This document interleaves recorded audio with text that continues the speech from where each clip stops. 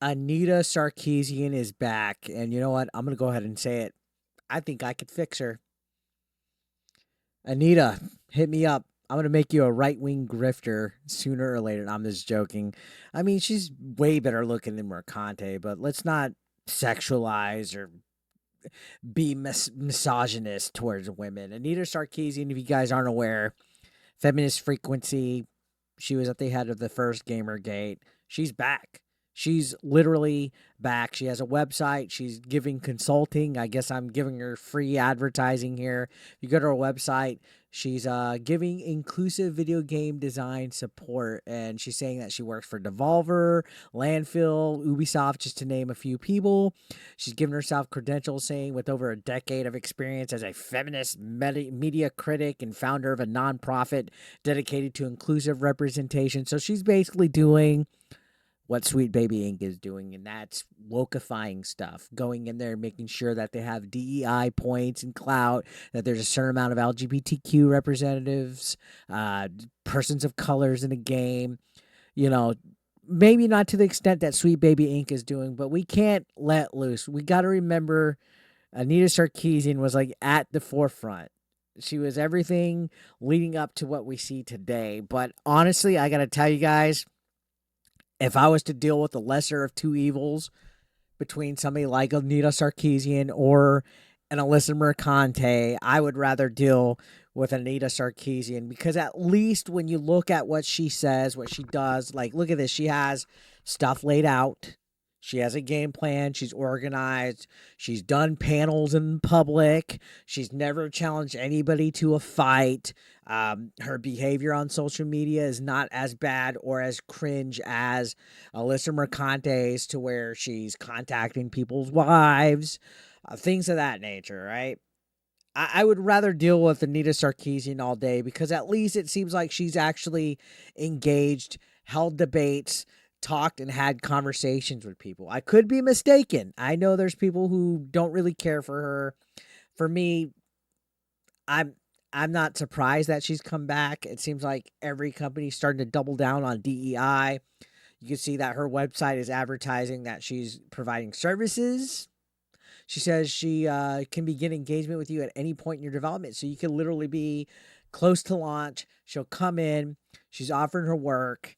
I mean, she left video games for a while. I think it was like what, a year ago that she had her wedding where she married herself and she retired from feminine frequency.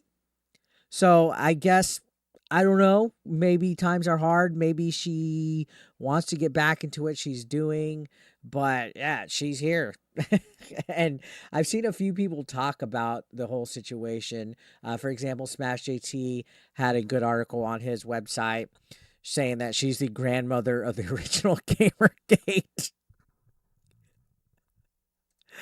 I wouldn't say she's a grandmother. Come on. She's not that old. He says it's a name that stirs up resentment across the gaming industry. She's making a grand return. He called her an insane asylum reject who married herself, this time armed with a brand new consultancy business aimed at inclusive video game design support services. Then he says, let's call it what it really is, another attempt to warp the gaming industry by literally inventing problems that don't exist and pushing her agenda onto unsuspecting developers, all in the name of making a quick buck. And honestly, that's what it is, man. Honestly, all these buzzwords, all this babble that you hear, all these consulting companies come out here, they talk about DEI, they talk about certain individuals and in games that need to be represented and marginalized groups and all this like honestly all these people care about is everything but video games. That's really all they care about. They care about everything but actually making video games that are entertaining, video games that are fun, video games that people can enjoy. They have to have political agendas in them. They have to have woke narratives. They have to have uh, certain, I guess, woke criteria inside of them to appease this modern audience that does not exist. This modern audience does not exist, guys. They're not there. They never show up.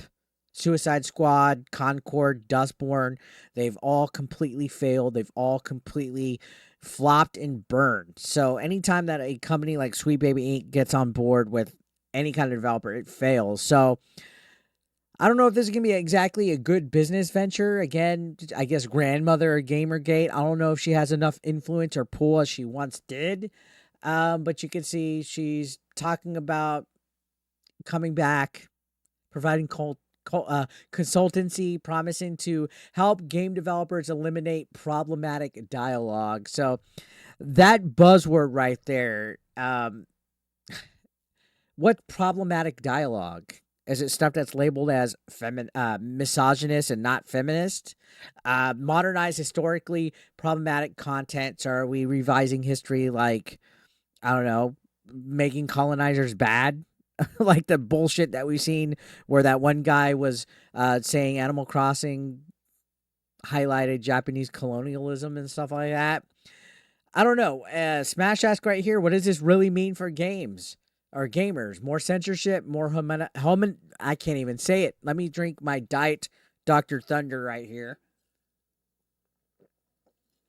More homogenization of stories and more politically motivated content that ends up ruining the fun because controversy breeds dollar bills if you can make a game company feel like they'll be canceled if they refuse to participate. And that's also like with the alleged stuff with Sweet Baby Inc. and Game Science with Black Myth Wukong, where allegedly they were extorting them for $7 million to be like, hey, if you don't comply, you're going to be in Shit's Creek.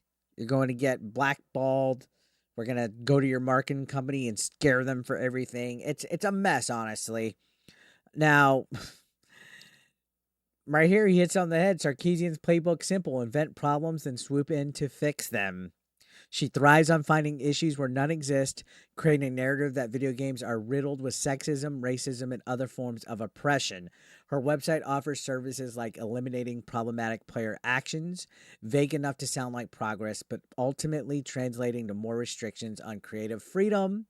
Games have been around long before her help, and no one had a problem until some folks found a way to monetize being offended. And honestly, that's the truth. Like for every bit that they want to try to say, right wing grifters sit here and bitch and cry and complain about stuff they don't like.